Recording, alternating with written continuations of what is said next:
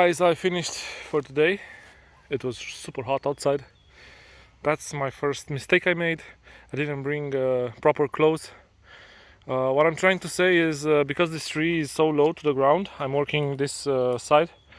The exhaust from the saw just hits your leg.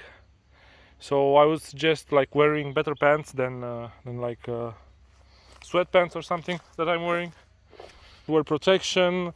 I got a lot of debris in my hair and face and whatever, but I was wearing glasses.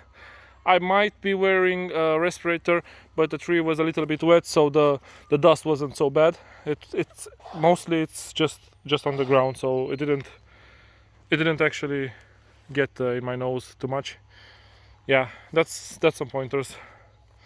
Hope you enjoy it. I will post another one, of course, of this big log, and then I have a small one here, and to finish this one, of course. So that's gonna be in a future video. Yeah, see you guys. Thanks for watching. Bye bye.